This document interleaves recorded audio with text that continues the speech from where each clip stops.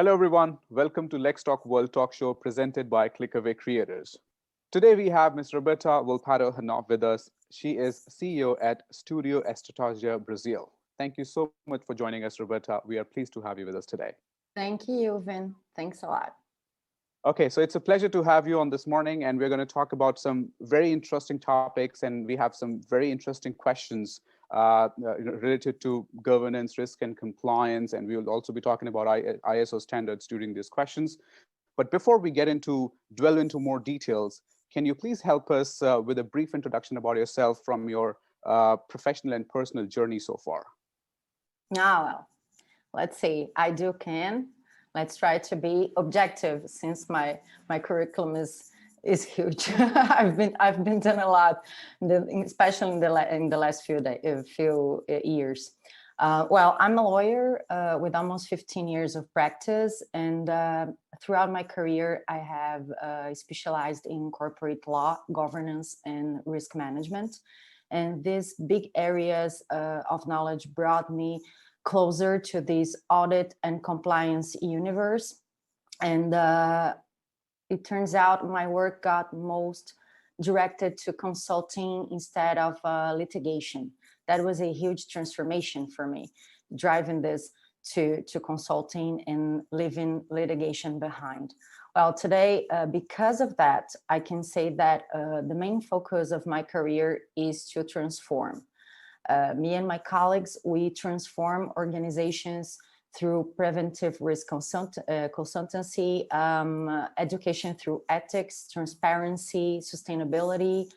And it turns out I became more like a legal architect, someone who helps serious and committed companies to be part of global value chains, understanding their role in society, and the importance of making profits, respecting the prerogatives of future generations. Oh, amazing. Thank you so much for sharing that brief introduction with us. And now we'd like to move ahead and talk about one of your memorable case. So if you can please tell us about one of them and what are the key takeaways from there? Oh, well, there was this case. It became more memorable because it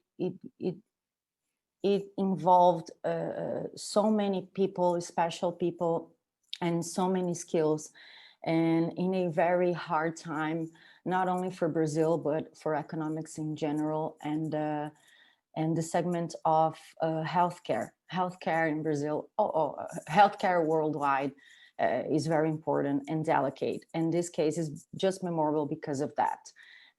In this case, we recovered a very large healthcare company in Brazil, which was on the verge of bankruptcy and did not believe that improving its internal controls and compliance mechanisms would help them to save its cash flow.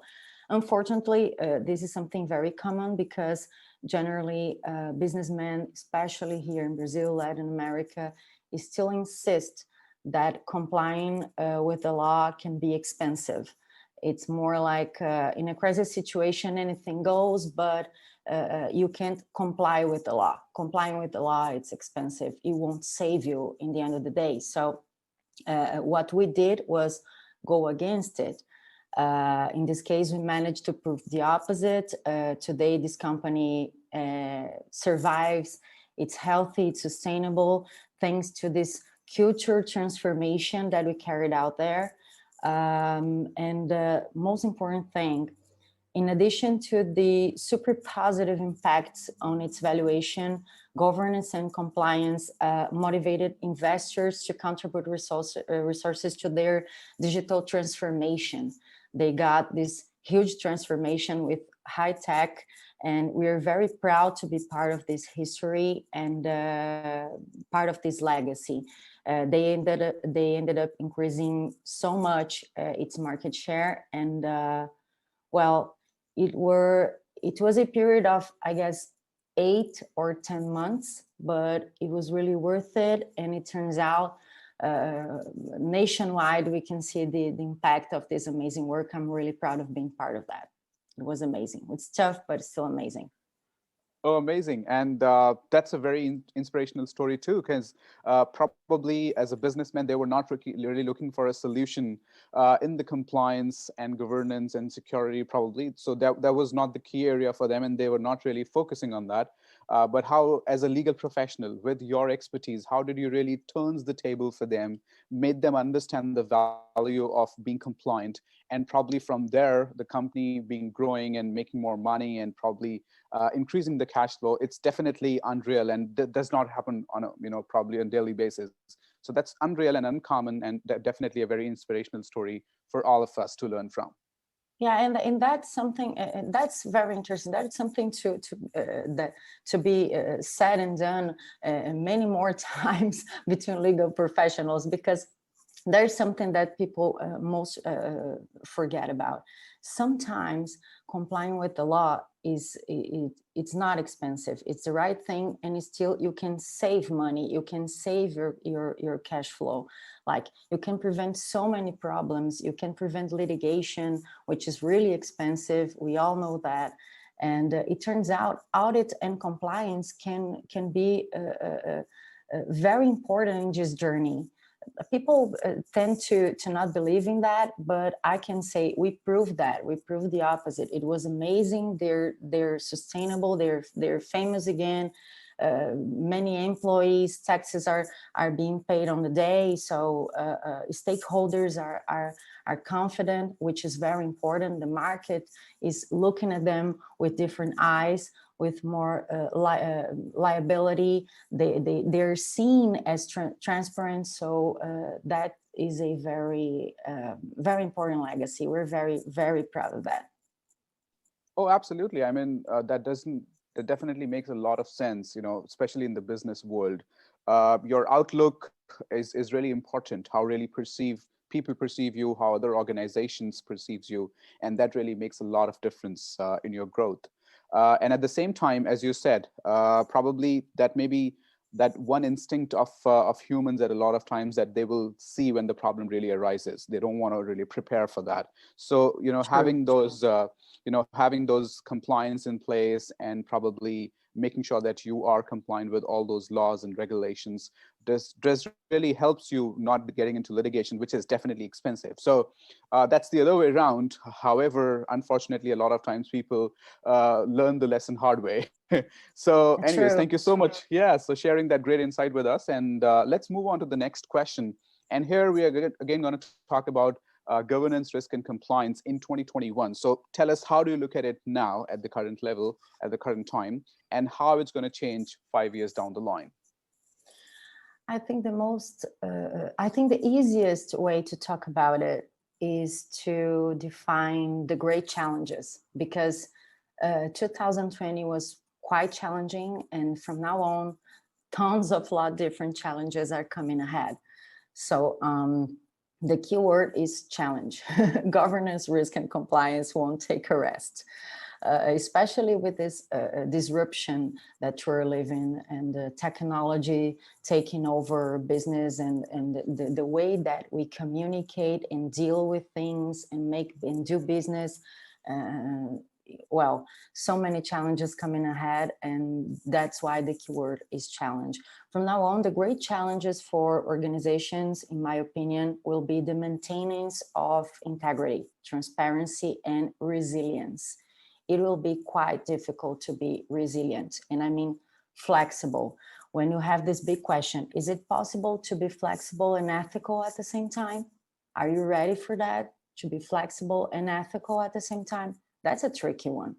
That's pretty hard, because when you have someone working from home, you're not really sure about what this person is actually doing, and how are you going to deal with that? So things are different, and so we've got to be prepared for that, to be flexible for changes, to change ourselves, to change the way that we treat our employees and our supply chain, our stakeholders. The relationships are transforming themselves. So that's why we got to be prepared.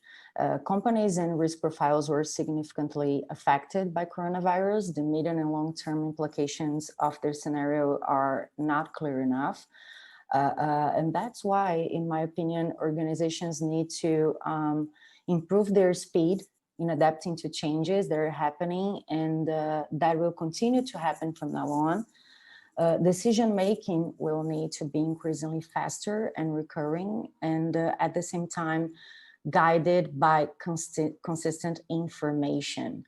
We're having so much fake news around, and that can be very dangerous for this process of decision-making. We need consistent data. So decision-making with velocity and in a recurrent way, when you do it on and on and on in a moving cycle, in a lived cycle, that's what I see. It will be a trend, and we won't be able to look back. It's a trend that will stay. It's here to stay. And as the main assets to be managed from now on and possibly for the next few years, information security and data protection, because we're digital more than ever, ethics and accountability, human development, especially because of those people that will keep this home office model of work, supply chain integrity, which is pretty hard because we've seen this amazing and massive disruption of supply chain. Lots of companies verging to bankruptcy. So keep supply chains integrity will be challenging, but completely necessary for a company's resilience. Also another asset, prevention of fraud, corruption, and money laundering. And most importantly, commitment with social development and environment. I think the whole thing about society and its relationship with the environment will be very important from now on. And another trend that we just can't pretend it's not there, it's not happening. Oh, yes, amazing. I mean, absolutely, all those are the key challenges, and we definitely have to start taking care of them right from now to be able to kind of do a little bit of damage management that we have seen in past 1 year or so. And probably, this is even one of the most toughest times, because when you're coming out of that pandemic, in the post-pandemic world, you really have to make sure that your cash flow again, starts growing, and whatever the challenges or whatever the problems that you've faced in the past 1 year are really, you start recovering them, and at the same time making sure that you're resilient is definitely going to be difficult. So very, very rightly said, as you said, and pick those topics. Thank you so much for sharing those great insights with us on that particular question. I'd like to move on to the next one. And in addition to being a lawyer, you are an auditor for ISO standards for compliance and bribery prevention system. So do you believe that now, with the facilitation of businesses through digital platforms, and at the same time the need to maintain its security from reliability, the search for international certification will increase? Okay, I believe so, especially the ISO 27001 for security information and data protection, and ISO 37001 for anti-bribery management systems. And here's why. An ISO certification has its power of guaranteeing predictability. Everyone involved in a company's context can perceive it's free from any source of fraud, corruption. It's a regulated company, it's transparent, and above all, is committed to continuous improvement. This is very important, and that happens because of those continuous rotations of PDCA cycle that certainly make all the difference, especially when you talk about performance and also market behavior.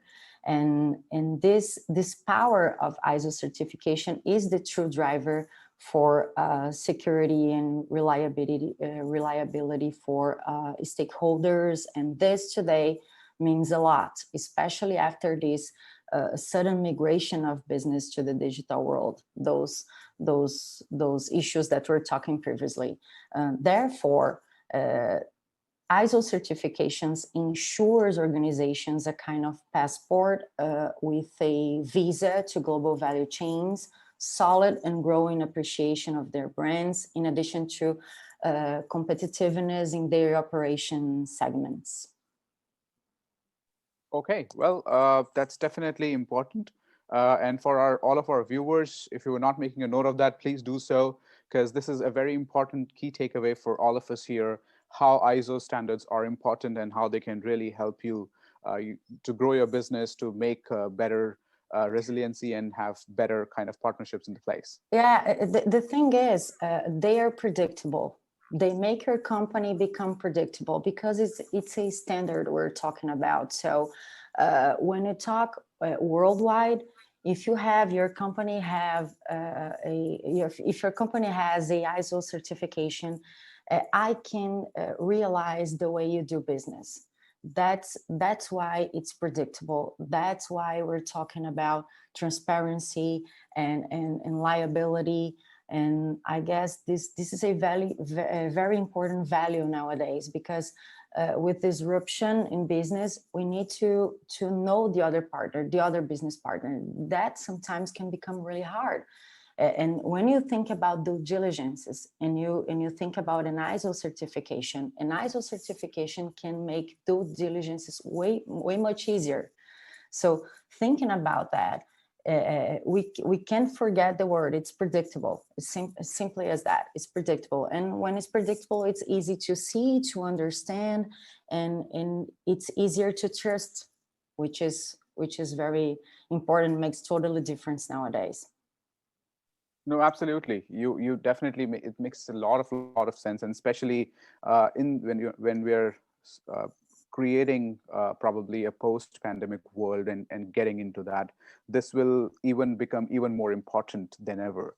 So absolutely right. Predictability is very important, and ISO certification really gets you one. And that really helps you to build international alliances in different countries and definitely helps you grow your business. So the recovery that we're all trying to make everywhere, wherever we are, in whatever industry we are, from 2020 and probably 2021 as well. So that recovery that we're trying to make, I think an ISO certification, and with that predictability, it'll be a lot more easier and a lot more resilient. Thank you so much for sharing that great insight. Yes, go ahead. And one more thing, the government, because of the coronavirus, companies are having to deal more frequently with government agents, and that can be really risky. So when we talk about bribe and corruption, all those issues that we've been reading about and watching the news, for instance, vaccine, medications for coronavirus and so on, masks, all those items that are quite important for healthcare nowadays in this delicate moment that we're living. And we know that government is always there, and the private market has to interact with those agents, and that can be really, really dangerous for all of us. We're not from government, we're just common citizens that need healthcare.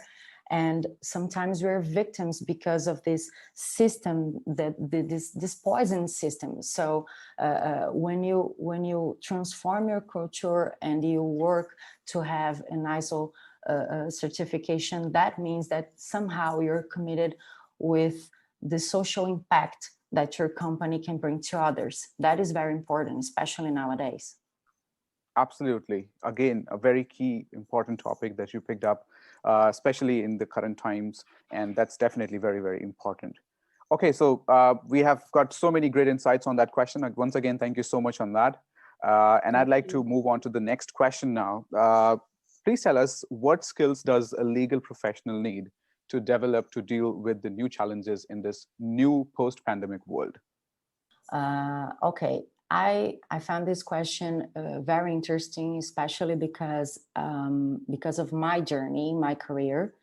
I'm a very curious person, and my journey started as a lawyer, and then I became an audit, and later on a professor. So that happened just because I'm very curious, and I think that this disruptive moment that we're all in supports curiosity and supports creativity and to top it off, innovation, because to innovate you gotta be curious and you gotta be creative. So curiosity and creativity, and to realize that there is a whole universe out there beyond law and court, and that law and courts only make sense when we truly live society, when we concerned about what's happening out there. So it's important for the legal professional to be interested in politics, social development, economics, environment, technology, and at the same time be curious about how to apply legal knowledge in a way that really makes sense to what is happening in these different contexts, in different places in the world, and therefore practice law in an efficient and less bureaucratic way. Thinking legal knowledge as a efficient solution, and above everything, preventive. Legal knowledge as a preventive mechanism, so that the damages are always as small as possible. And to do this, I think legal professionals should start to think outside the box, being creative, as I said before, developing empathy, which is really important, because every day we realize that we need each other even more. We need to care about each other and we need to help each other. And I think coronavirus has put this on the table for us, and it's another topic that just can be forgotten. Developing empathy, so it's pretty important. Respecting diversity in a very broad sense, and being willing to connect with professionals from other areas to learn different things, to learn new things. I guess those are the fundamental skills for legal professionals now on, and I can say that for and the last question is, you asked me 5 years, governance, risk, and compliance from now on, and 5 years ahead. 5 years and I down the can line, say yes. that, yeah, I can say the same thing to this question. New skills for legal professionals from now on and 5 years ahead: creativity, curiosity, thinking outside the box, respecting diversity, developing empathy, and connecting with different areas of knowledge, different professionals, to improve your skills, to learn different things, to find the perfect match with legal knowledge and other fields, and what is really happening out there. Oh, definitely. That makes a lot of sense. And, I think the last point that you really talked about, collaboration and learning different skills and probably trying to be a better version of yourself is very important for any lawyer, because in today's time, your clients will not really expect you to be, obviously they want you because you are an expert in one particular thing, so you're master of that one particular art, but they also want you to have multiple knowledges and probably understanding from different fields of work, and probably that's how you take it forward.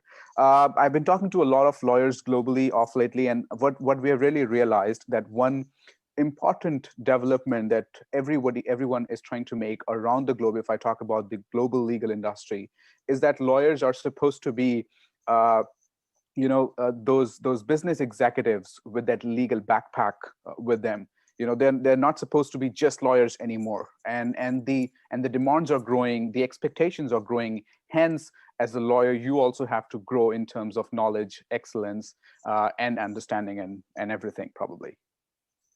Yeah, and that's totally true. And most importantly, to be capable of understanding the person that we're talking to, because when you play that role of being executive and the legal character, maybe Suits or The Good Wife, those TV series, something like that, there is always well dressed and has its very privileged status, and this distance. I guess the word I'm trying to search here is distance. I think that we have to ensure those distances, because it turns out we're dealing with people. Even in corporate law, I'm dealing with people, and the more I understand people, the better I do my work. So this sensibility is very important, and that's why we've been talking so much about new skills for legal professionals, and